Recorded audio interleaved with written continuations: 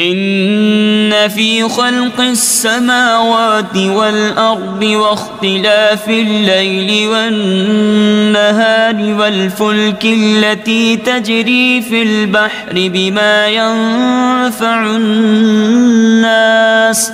وما أنزل الله من السماء من ماء فأحيا به الأرض بعد موتها وبث فيها من كل دابة وتصريف الرياح والسحاب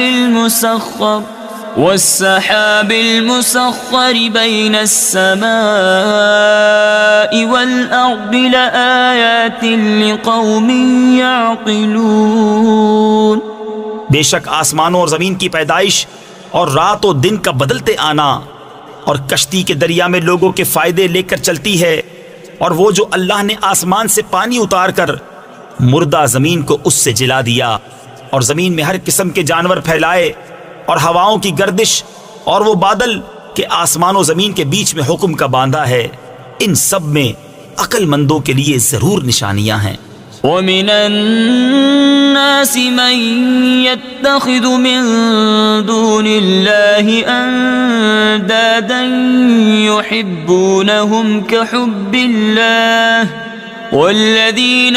آمَنُوا أَشَدُّ حُبًّا لِلَّهِ وَلَوْ يَرَى الَّذِينَ ظَلَمُوا إِذْ يَرَوْنَ الْعَذَابَ أَنَّ الْقُوَّةَ لِلَّهِ جَمِيعًا وَأَنَّ اللَّهَ شَدِيدُ الْعَذَابِ۔ اور کچھ لوگ اللہ کے سوا اور معبود بنا لیتے ہیں کہ انہیں اللہ کی طرح محبوب رکھتے ہیں، اور ایمان والوں کو اللہ کے برابر کسی کی محبت نہیں۔ اور کیسی ہو اگر دیکھیں ظالم وہ وقت جب کہ عذاب ان کی آنکھوں کے سامنے آئے گا، اس لیے کہ سارا زور خدا کو ہے، اور اس لیے کہ اللہ کا عذاب بہت سخت ہے۔ إذ تبرأ الذين اتبعوا من الذين اتبعوا ورأوا العذاب وتقطعت بهم الأسباب۔ جب بیزار ہوں گے پیشوا اپنے پیرووں سے اور دیکھیں گے عذاب، اور کٹ جائیں گی ان سب کی ڈوریں۔ تفسیر خزائن العرفان میں ہے، یہ روز قیامت کا بیان ہے جب مشرکین اور ان کے پیشوا جنہوں نے انہیں کفر کی ترغیب دی تھی ایک جگہ جمع ہوں گے، اور عذاب نازل ہوتا ہوا دیکھ کر ایک دوسرے سے بیزار ہو جائیں گے۔ وقال الذين اتبعوا لو أن لنا كروة فنتبرأ منهم كما تبرؤوا منا